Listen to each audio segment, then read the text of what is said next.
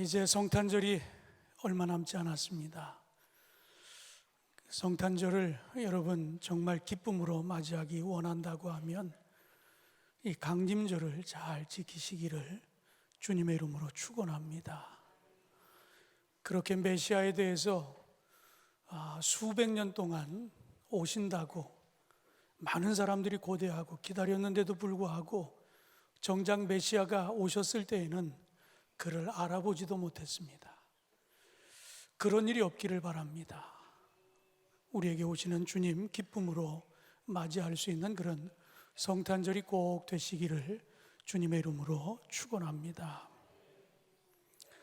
어떤 학생이 예배 시간에 모자를 쓰고 예배를 드리고 있어서 강단에 서 있는 목사의 눈에 자꾸만 그 학생의 눈에 밟혔습니다. 그래서 예배가 끝나고 나가는 그 학생을 붙잡고 물었습니다. 예배 시간에 꼭 모자를 써야 하니? 학생은 죄송하다라고 하는 말을 할 줄 알았는데 목사님을 뚫어져라 쳐다보면서 이렇게 되물었습니다. 목사님은 왜 안경을 쓰고 계십니까? 그야 눈이 나빠서지. 저도 머리가 나빠서 모자를 씁니다. 혹 이 자리에 모자를 쓰고 있는 분이 있다라고 하면 머리 나쁜 거 너무 티내지 않기를 바랍니다.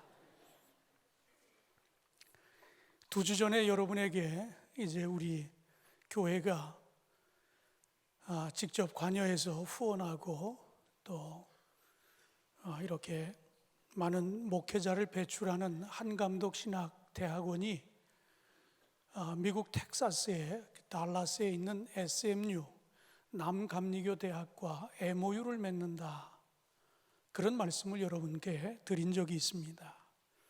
지난 12월 3일 저희 신학교의 아카데믹 디인인 그 아놀드 목사와 그리고 우리 이창선 선교사, 그리고 저는 총장이자 설립자입니다. 그래서 한국에서는 저희 셋이, 그리고 미국에서는 그 남감리교 대학의 그 퍼킨스 대학원 신학대학원의 학장과 그리고 그 스태프들이 함께 참여를 해서 몇 가지 협약을 맺게 되었습니다.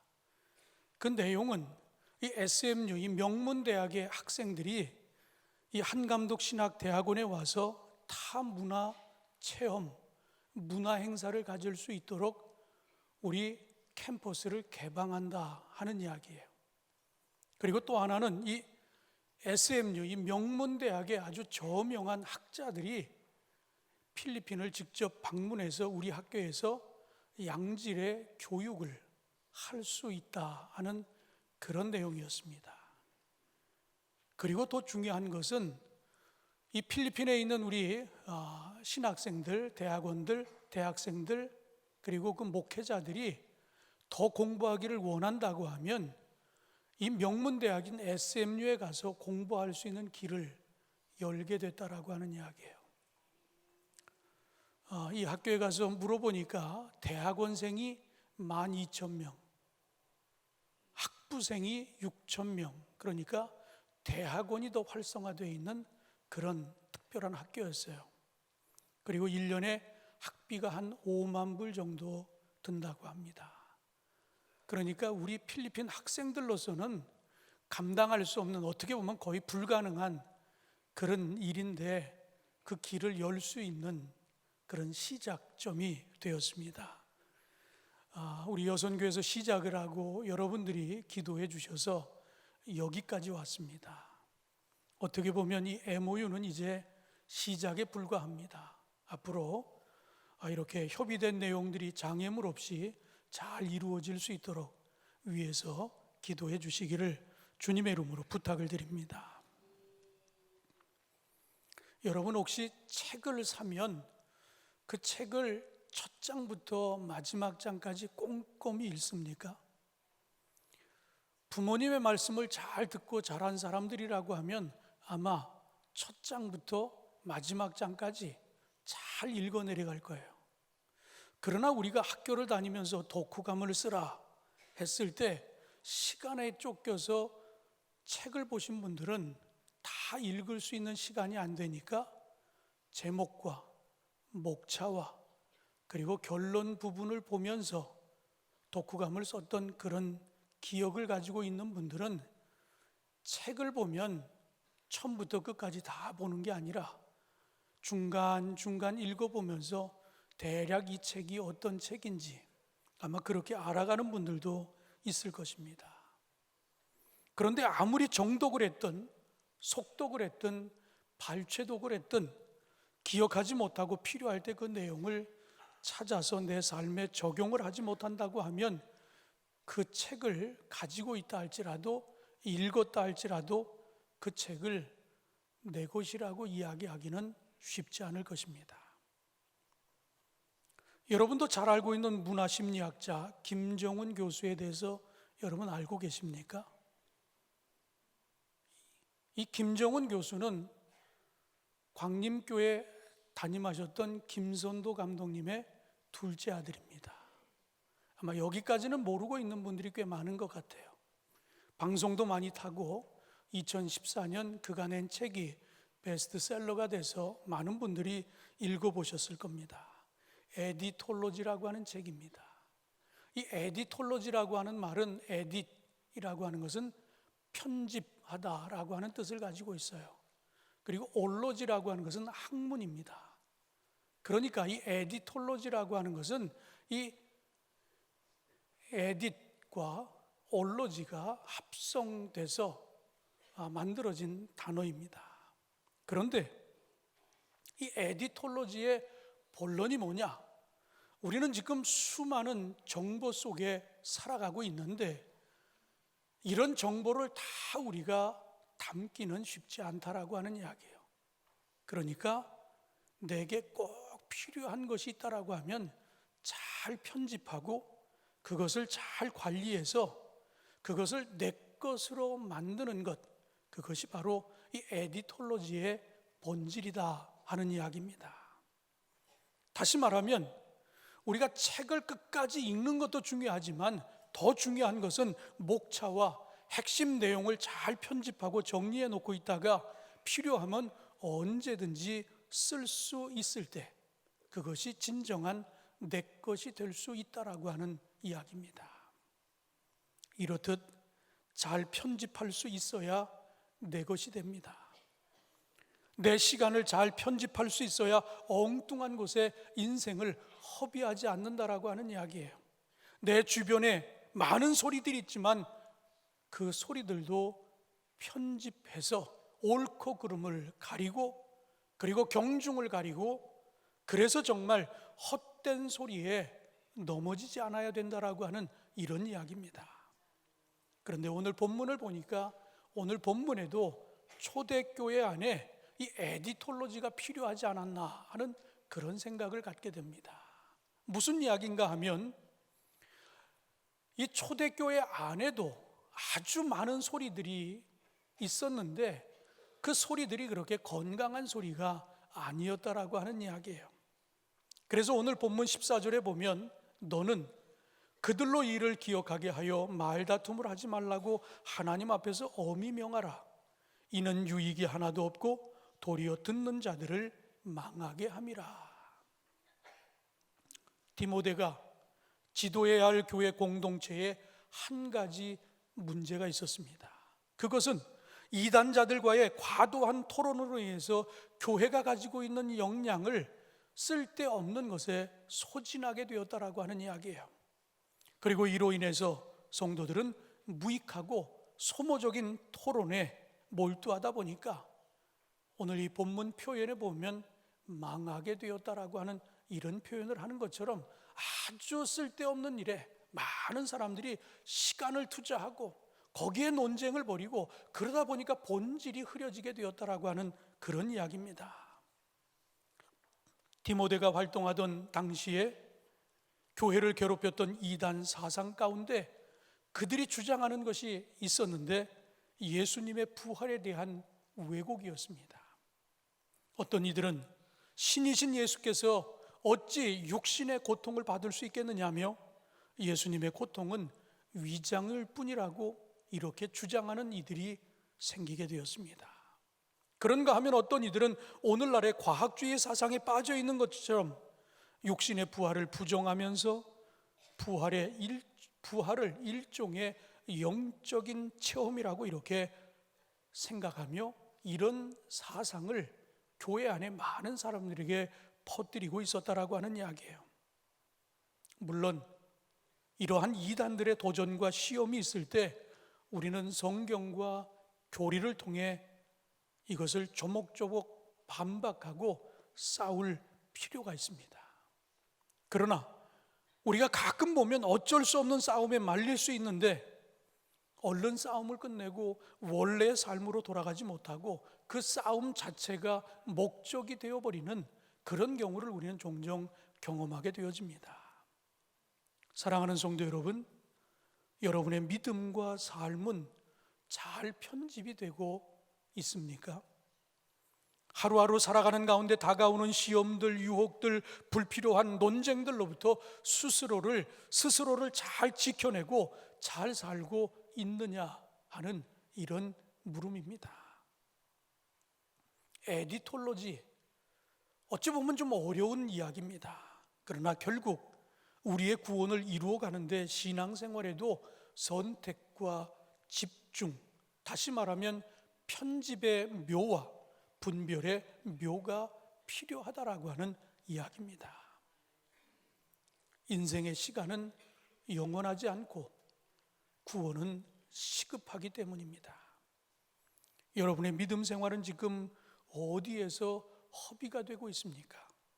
여러분의 구원은 지금 무엇에 붙들려서 그 풍성함을 잃어버린 채로 맥이 없이 이어져 가고 있습니까? 오늘 바울은 디모데를 걱정하면서 몇 가지 권면을 하고 있습니다.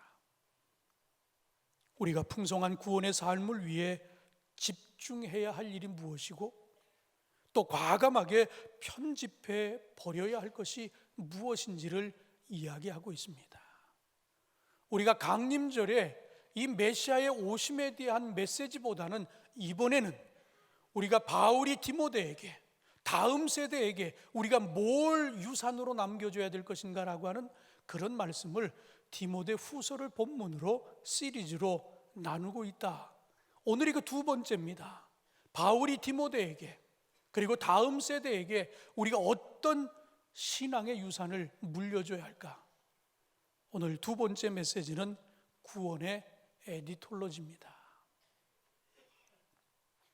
바울은 디모데에게 오늘 본문을 통해 첫 번째로 진리의 말씀을 옳게 분별하십시오 라고 이야기하고 있습니다.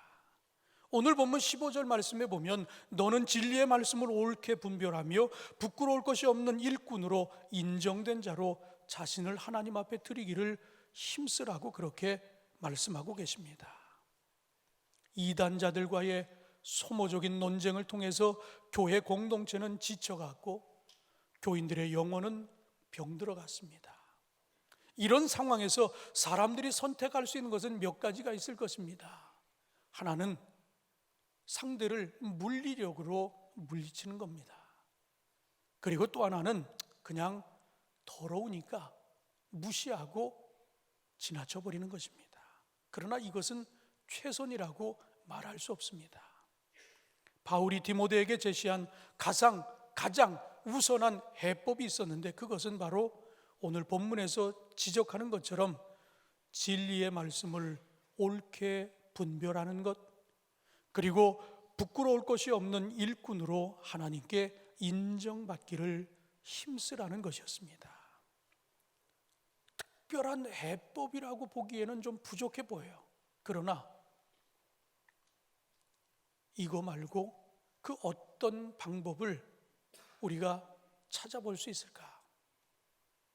우리는 흔히 지피지기라고 하는 사자성어를 쓸 때도 있습니다. 이 앞에 나와 있는 두자 지피라고 하는 것은 남을 아는 것, 우리가 흔히 적을 아는 것 이렇게 이해하고 있습니다. 그런데 우리가 상대를 아는 것보다 더 중요한 것이 하나 있는데 그것은 바로 나 자신을 아는 것입니다. 나를 먼저 제대로 아는 것이 훨씬 더 중요하다라고 하는 이야기입니다. 지금 교회 안에 갈등 상황으로 인해 교회가 발목이 잡혀 있을 때 가장 중요한 것은 이 갈등을 해결해야 되는 지도자, 바로 이 디모데 자신이 무엇을 믿고 있으며 어떤 사람이 되어야 하는지를 다시 한번 점검해 보라 하는 그런 뜻으로 사도 바울이 가장 먼저 권면하고 있는 말씀입니다. 당시 교회는 부활에 대한 이 논쟁, 이것 때문에 결국 분명한 신앙의 목표와 소망이 희미해지고 있었습니다. 눈에 확실하게 보이는 것이 없으니 자꾸 부활과 영생의 의미를 내적 체험, 영적 체험 정도의 의미로 격화하려 하고 있습니다. 오늘 본문 18절에도 보면 그런 모습을 이야기합니다. 18절 후반절에 보니까 부활이 이미 지나갔다 하므로 어떤 사람들의 믿음을 무너뜨리느니라. 교회 안에서 많은 이야기가 회자가 되고 있는데 그 이야기가 무슨 이야기인가 하면 예수님의 부활은 이미 지났다는 이야기예요. 그냥 과거의 이야기가 되었다라고 하는 이야기입니다. 더 이상 부활이 의미가 없다고 하는 이야기였어요. 그러면서 말만 많아지고 신령한 지식만을 쫓으며 잘못된 구원을 이 믿음의 공동체가 추구하고 있었다라고 하는 이야기입니다. 예수님의 부활의 능력으로 힘차게 살아가려고 하는 의지는 줄어들고 교회는 그리스도께서 맡기신 사명을 세상에서 실천할 동력을 점점 잃어가게 되었다라고 하는 이야기입니다. 그러나 진정한 부활의 삶은 부활하시고 다시 오실 예수 그리스도의 약속에 기초하여 현재의 믿음과 소망으로 사는 삶을 배워야 하는 삶입니다. 사랑하는 성도 여러분, 우리가 과거의 이야기를 하고 있지만 이는 또한 지금 우리의 이야기가 아니냐 하는 것입니다. 여러분이 믿고 이루어가고 있는 구원은 어떤 구원입니까? 복음으로 세상에 나아가서 하나님의 구원을 이루는 삶입니까? 아니면 철저히 교회 울타리 안에서만 무언가 더 신령한 세계만을 추구하는, 세상과는 점점 멀어져가는 그런 삶입니까? 우리는 우리가 믿고 있는 것을 다시 한번 점검할 필요가 있다라고 하는 이야기예요. 오늘날에도 확인이 되지 않는 유언 비어들이 얼마나 많습니까? 극단적 추론을 통한 정죄와 사탄화가 난무하는 그런 시대에 우리는 살아가고 있어요. 심지어는 우리가 카톡교, 그래서 서로 주고받은 내용들을 또 퍼나르고 그러면서 정당하지 않은 이야기들, 옳은 이야기가 아닌 것들이 너무나 많이 회자되고 있다라고 하는 이야기입니다. 그러다 보니까 올바른 신앙을 어지럽히고 있다라고 하는 이야기예요.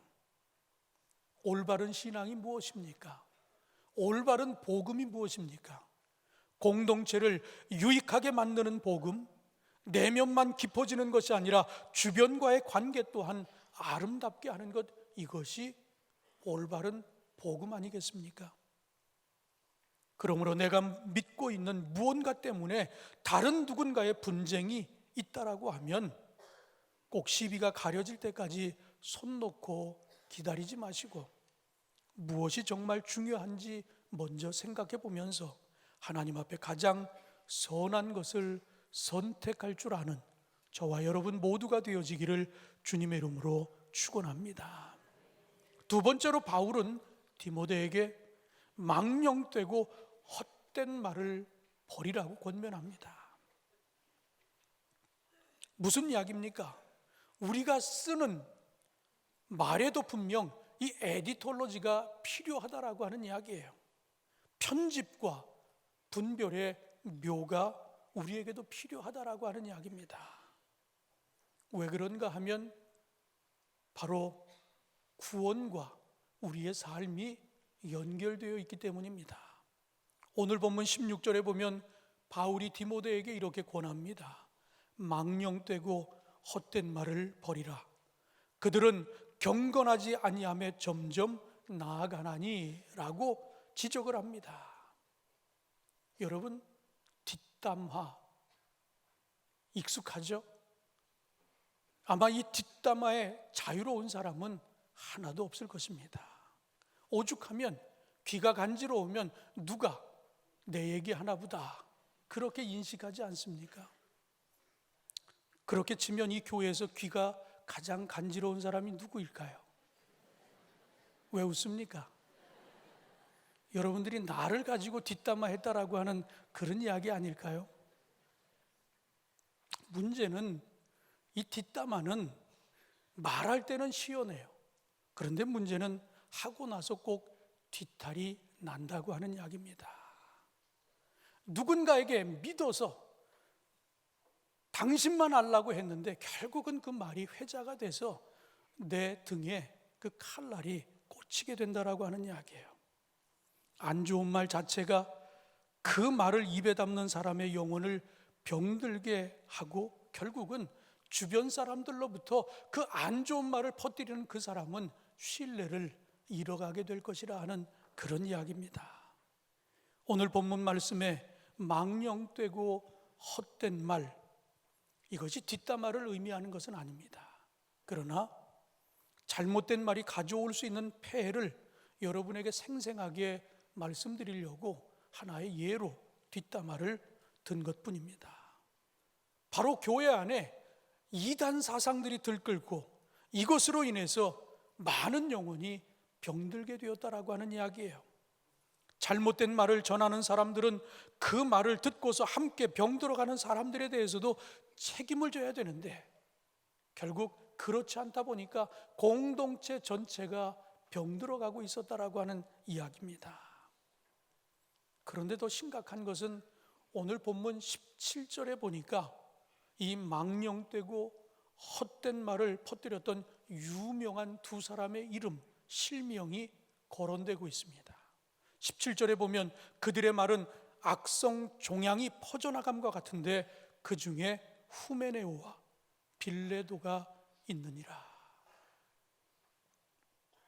디모데 전서 1장 20절에 보면 후메네오에 대한 소개가 이렇게 기록되어 있습니다. 양심을 버리고 믿음에 관하여 파선한 사람이라고 그렇게 표현하고 있어요. 후메네오와 빌레도 자신은 알았겠습니까? 자신의 이름이 성경에 남겨져 평생 가문의 망신이 될 것이라고 하는 사실을 그들이 알았을까요? 그들의 말이 악성 종양과 같이 퍼져갔다고 바울은 묘사하고 있습니다. 종양의 성격이 그렇지 않습니까?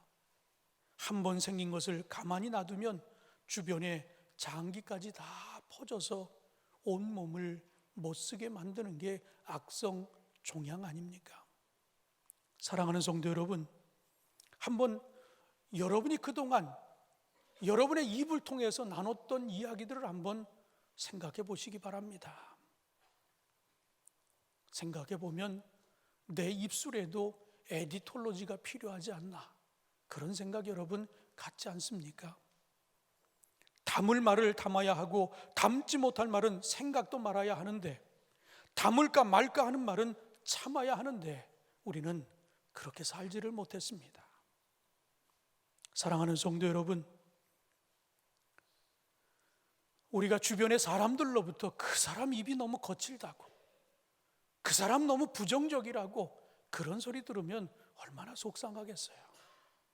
후메네오와 빌레도가 성경에까지 그들의 이름이 오를 거라고 그들이 생각하고 헛되고 망령된 이야기를 했을까요? 저는 첫 목회를 강화 동지방에서 했습니다. 만이산 자락 밑에 조그마한 마을에서 작은 교회를 4년 동안 섬겼습니다. 오래전에 이런 이야기를 나눈 적이 있어요. 그 지방에 아주 유명한 장로님이 계세요. 그 장로님에 대한 평가는 이런 말로 대신할 수 있습니다. 아직도 살았어?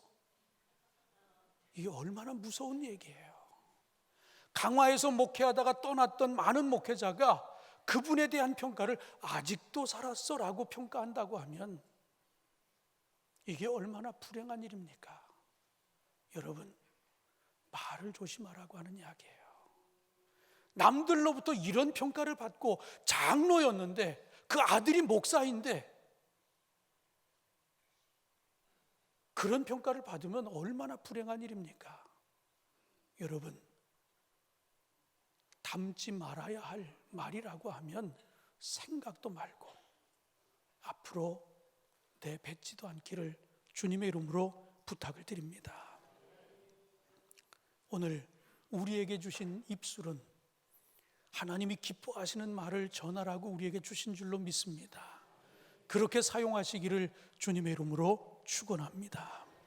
마지막으로 바울은 디모데에게 진리를 삶으로 살아내십시오라고 이렇게 권하고 있습니다. 우리가 지금 시리즈로 나누는 이 메시지가 뭡니까? 우리가 다음 세대들에게 우리가 어떻게 비춰져야 되고 우리 다음 세대들에게 우리가 뭘 물려줄까라고 하는 것, 그것을 우리가 나누는 말씀 아니에요. 그래서 바울이 제자인 디모데에게, 아들과 같은 디모데에게 권하는 것 아닙니까? 내가 이렇게 살았기 때문에 너도 이렇게 살았으면 좋겠다. 하나님이 원하시는 모습은 이것이라고 그에게 하나하나 일깨워주는 것 아닙니까? 그렇다면 우리는 우리 자녀들에게 뭘 물려주기를 원합니까? 우리가 다음 세대를 잇기를 원한다고 하는데 우리 다음 세대들에게 우리는 뭘 물려주려고 하고 계십니까? 이단자들이 가지고 있는 문제가 뭡니까? 잘못된 지식을 그들이 가지고 입만 살아 있습니다. 삶에는 전혀 긍정적인 면들이 드러나지 않았다라고 하는 이야기예요. 기독교 복음의 능력은 하나님의 진리가 실제로 이 세상에서 실현될 때 나타나는 것입니다. 우리가 예수님의 진리가 실제로 이루어지는 이런 모습을 가리켜 우리는 성육신이라 말하고 있지 않습니까? 요한복음 1장 14절에 이 성육신의 원리가 잘 드러나 있습니다. 말씀이 육신이 되어 우리 가운데 거하심에 우리가 그의 영광을 보니 아버지의 독생자의 영광이요 은혜와 진리가 충만하더라. 이 말씀에서 언급된 충만한 은혜와 진리는 오직 말씀이 육신이 될 때에 이루어지는 것입니다. 오늘 본문에 나타난 이단자들처럼 실제의 삶에 관심이 없고 오직 신령한 정신세계에 입문한다고 해서 얻어지는 것이 절대로 아니라고 하는 이야기입니다. 우리는 지금 강림절기를 맞이했습니다. 예수님을 고대하고 기다리고 있습니다. 그분께서 실제로 육신을 입고 이 땅에 오신 말씀이기 때문입니다. 유한한, 무한한 존재가 유한한 존재로 우리에게 오셨습니다. 사랑하는 성도 여러분, 우리 유한한 삶에도 무한하신 하나님의 말씀이 담겨 있어야 될 줄로 믿습니다. 우리가 믿는 진리는 말뿐만이 아닙니다. 삶으로 실현되어야 그것이 진리임을 깨닫게 되기를 주님의 이름으로 축원합니다. 우리가 구원의 에디톨로지를 완성하는 마지막 퍼즐 조각이 있다고 하면 바로 그것이 우리의 삶입니다.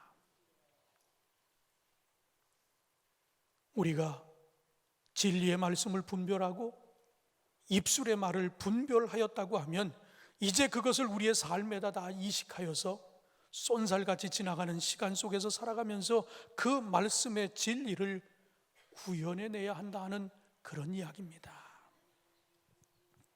저는 이번에도 미국에 가서 달라스에 있는 동안 달라스의 우리 교인들을 만났습니다. 여러분이 잘 아는 권호선 권사님, 그리고 황희주 청년, 그리고 제 조카가 그 어스틴에서 그 대학에서 CCC 간사로 일을 하고 있어요. 그래서 또 그 친구도 조카도 오라고 그래서 달라스에서 만나고, 그리고 우리 주한교회 우리 오르가니스트인 저 이정구 권사님 또래 그 조현상 목사라고 있는데 그 조현상 목사의 아들이 SMU를 다니고 있어요. SMU에 한국 학생이 5명밖에 없는데 그 중에 한 사람, 감신 4년 학부, 대학원 2년, 6년 동안 올레이 전체 수석을 한 번도 놓치지 않은 친구예요. 저는 어려서 봐가지고 잘 몰랐는데 학교에서 교수에게 한국 학생이 몇 명이냐고, 그리고 그 중에 혹시 조재준이라고 있냐고 그랬더니 그 교수가 점심 식사에 그 학생을 초대를 했어요. 제가 왜 이런 말씀을 드리는가 하면 우리 주한교회의 아름다운 전통 가운데 하나는 어딜 가 있어도 우리 주한교회 교인들은 다 연결이 돼 있어요. 그래서 어느 도시를 가든 만나게 돼 있습니다. 이번에 아틀란타를 갔는데 아틀란타에서는 우리 정정선 집사, 5~9년 돼지띠들 여선교회는 아마 잘 알고 있을 거예요. 그분도 만날 수 있었어요. 어딜 가든 주한교회 교인들이 다 있어요. 그래서 그렇게 만나서 주한교회 소식을 전하고 앞으로의 비전을 나누고 그들을 축복해주고 그런 시간을 갖고 왔습니다. 주한교회가 가지고 있는 특징이 뭡니까? 기본이 3대 아니에요? 저희 교회 보면 3대, 4대, 5대, 이제는 6대까지 내려가고 있어요. 저는 우리 후손들에게 남길 것이 무엇인가? 그것은 우리가 바른 믿음을 가지면 우리 자녀들은 부모를 닮게 되어 있습니다. 그런 모습이 3대, 4대, 5대로 내려가고 있는 거예요. 여러분의 자녀가 지금 어디에 있습니까? 꼭 이 교회에 있으라고 하는 법은 없어요.